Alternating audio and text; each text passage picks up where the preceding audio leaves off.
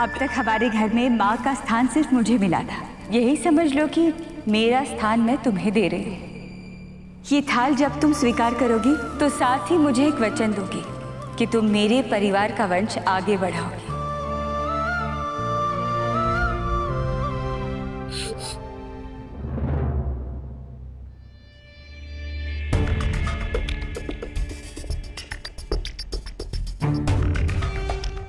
मम्मा,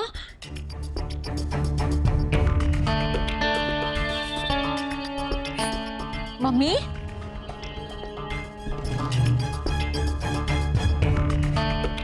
क्या हुआ मम्मा? आप रो क्यों रही हैं? जब एक माँ को एक माँ होने की सजा मिलती है ना, तो रोना आ ही जाता है बेटा।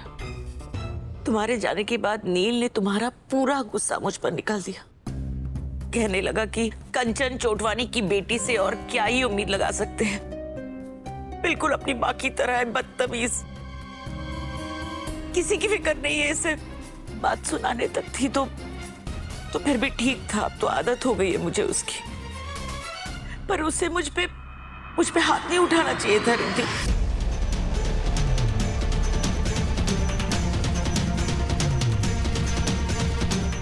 क्या?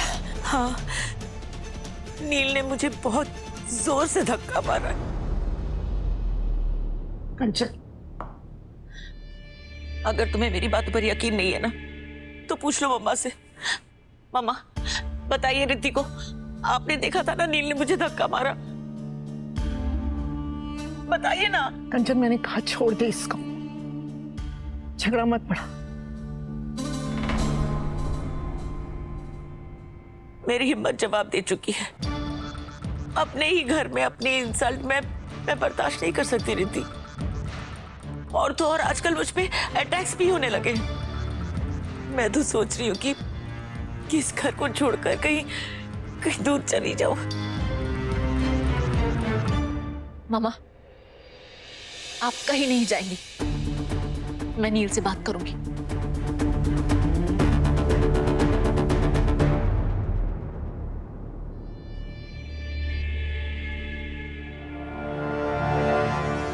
अब आएगा मजा। इन दोनों के बीच इतनी आग लगाऊंगी कि रिद्धि बच्चे को जन्म देने से पहले 100 बार सोचेगी।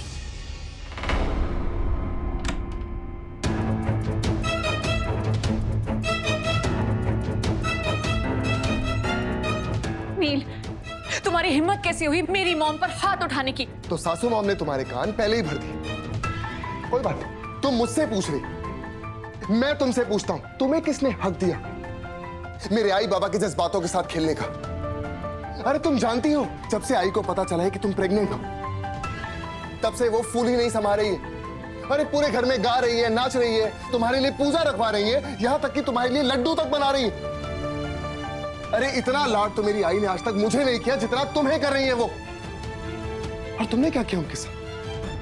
हाँ, ये नथ, ये नथ सिर्फ एक नथ नहीं, मेरी आई का प्यार है, उनका आशीर्वाद है। और तुम इसी नथ पर पांव रखकर चली गई।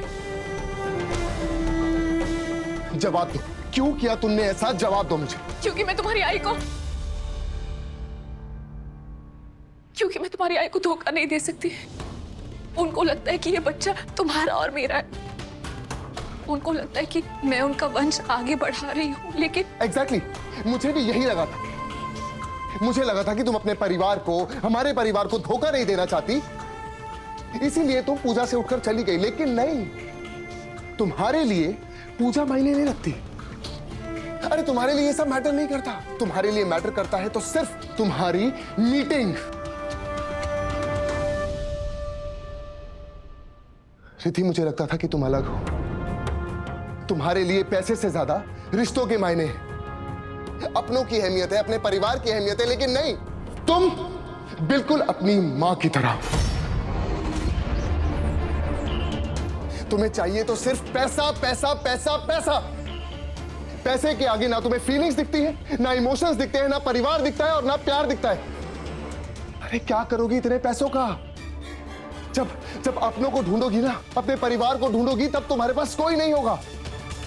जब परिवार के नाम पर सिर्फ पैसा, रिश्तों के नाम पर पैसा, अपनों के नाम पर सिर्फ पैसा रह जाएगा ना, तो एक काम करना, इन पैसों से ही प्यार करना, इन्हीं से रिश्ते बनाना और इन्हीं से बातें करना।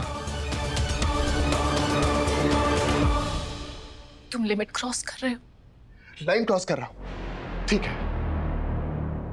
हाँ, आज मैं लिमिट क्रॉस कर रहा हूं। और अगर लिमिट क्रॉस कर ही रहा हूं ना रिद्धि, तो एक काम करता हूं, पूरे अच्छे तरीके से कर देता हूं। अरे तुम्हारी जैसी लड़की ना।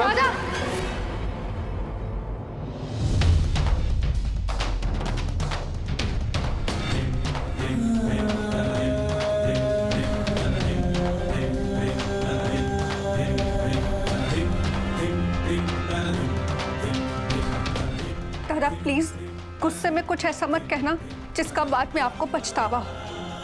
मंजरी, तुम जाओ यहाँ से। नहीं भाभी, मैं आपको अकेला छोड़कर नहीं जाऊंगी। मंजरी, मैंने कहा ना, ये रिद्धि और मेरे बीच की बात है, तू बीच में मत बोल। मैं जो बोल रहा हूं सोच समझ के बोल रहा हूं, और मैं ये भी जानता हूं कि मुझे इस बात का कोई पछतावा नहीं होगा। होगा, आपको पछतावा होगा दादा, क्योंकि जो आप जानते हैं वो सच नहीं है। सच वो है जो मैं आपको बताऊंगी। मंजरी, कैसा सच?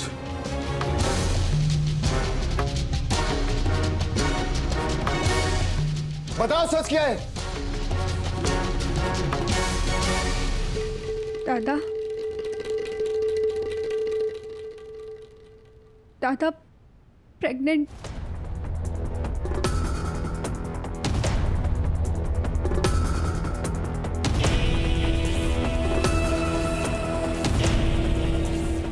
मंजरी, मंजरी, वो मेरी दवाइयाँ तुम्हारे पास रह गई है ना? दवाई खाने का टाइम हो गया मेरा, मैं मिस नहीं कर सकती। तुम चलो,